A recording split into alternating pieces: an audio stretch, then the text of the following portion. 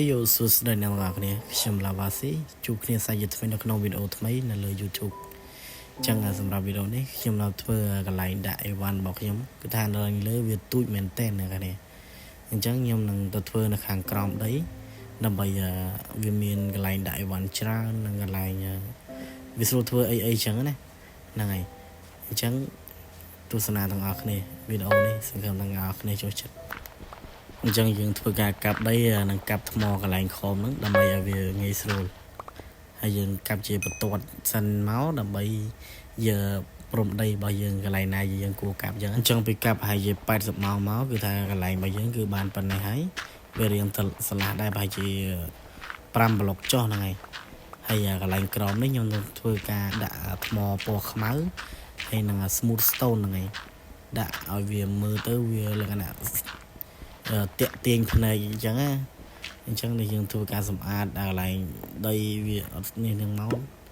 ដាក់ដីភក់នេះឲ្យវាពេញកន្លែង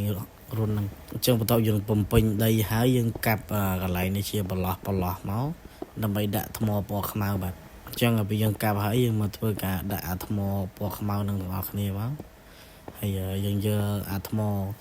នេះយកទៅដុតខ្លះដើម្បីបាន smooth stone យើងបំពេញថែមអញ្ចឹងពេលយើងបំពេញហើយយើងដើម្បីមុនថ្មដុតហើយយើងយកដើមឈើមកធ្វើ decor នៅខាងក្រោមហ្នឹងឲ្យវាមើលទៅវាមានភាព natural មានដើមឈើមានខៀវខ្ចីអញ្ចឹងណាតាក់ទាញនឹងភ្នែកហ្នឹងហើយអញ្ចឹងយើងដាក់គ្រប់4ជ្រុងហ្នឹងមកឲ្យវាមើលមកស្អាតអញ្ចឹងបន្ទប់ក្រោមដីយើងបន្ទាប់ពីរៀបប្រហែលជាប្រហែលម៉ោងមកវាបានប៉ុណ្ណេះឯងមើលទៅវាមិនស្អាតណាស់តែអាចទទួលយកបានខ្លះណែអញ្ចឹងប្រហែលជារៀបបន្ទប់នៅក្នុងវីដេអូក្រោយតែវីដេអូនេះខ្ញុំនឹងប្រហែលជាទៅកាប់អាផ្ទះខាងលើនោះឲ្យវាហ្នឹងហើយបកសបកឈើចេញយ៉ាបកសបកឈើផ្ទះនោះចេញឲ្យវាមើលទៅវាពណ៌ឈើហ្មងណាវាស៊ីគ្នាអញ្ចឹងវីដេអូមានតែប៉ុណ្្នឹងទេណាគ្នាប្រយជួយ Subscribe Channel ខ្ញុំអ្នកមួយផងអរគុណ